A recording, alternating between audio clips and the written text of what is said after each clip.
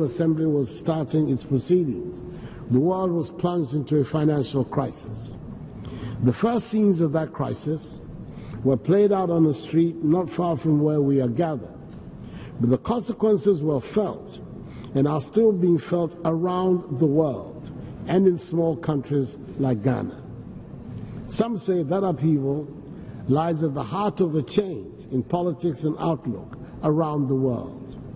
Today, as we speak, a trade war is being stoked between the two largest economies of the world. The consequences will affect those who have had no say, including small countries like Ghana. These events provide proof, if some were needed, that ours is an interdependent world. We in Ghana and other parts of the African continent are determined to pull our country out of poverty and into prosperity. We do not think that a nation needs to remain poor or become poor for others to become prosperous. We believe that there is room and there are enough resources on this planet for all of us to be prosperous. But it does mean that the rules and regulations that we fashion to guide our dealings with each other have to be respected by all of us. From the environment to trading rules, we have to accept that there cannot be different set of rules for different countries. Thus far, the United Nations provides the best vehicle for all nations to address their aspirations and challenges. Ghana has always displayed her belief in the United Nations and sought to contribute to her share in making the organization a successful one. We have embraced the SDGs and integrated the 17 ambitious goals into our national vision and budget.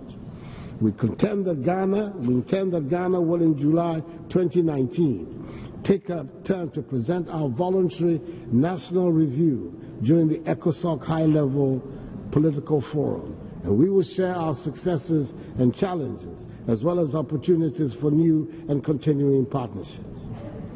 Madam President, it is important to reiterate that advocating for a world order in which all countries sign up to obey the rules does not mean that we want uniformity. We take pride in what distinguishes us as Africans and as Ghanaians. 55% of the work of the Security Council last year had to do with Africa. Unfortunately, this invariably meant peacekeeping and poverty-related issues. We no longer want to be the place that requires peacekeepers and poverty-fighting NGOs, no matter how noble their objectives. Our regional bodies like ECOWAS and our continental body, the AU, are making systematic efforts, despite significant handicaps, to bring peace and stability to the entire continent, and sooner rather than later, they will succeed. We know we must get our population educated and trained, and we are setting about it. We must address our infrastructural deficit. The traditional methods of tackling this problem will not provide the answer. We are looking for new ways to resolve it. Ghana, like many countries in Africa, is forging relations with China to make arrangements to help address part of our infrastructure deficit.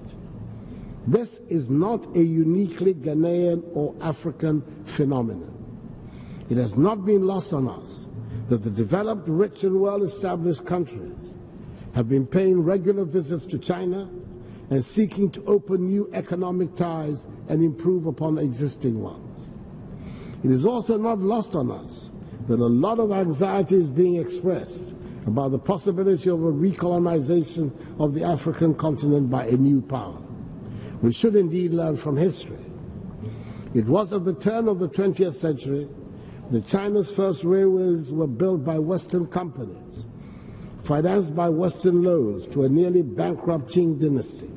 And it was under those circumstances that a strategic port called Hong Kong was leased for 99 years.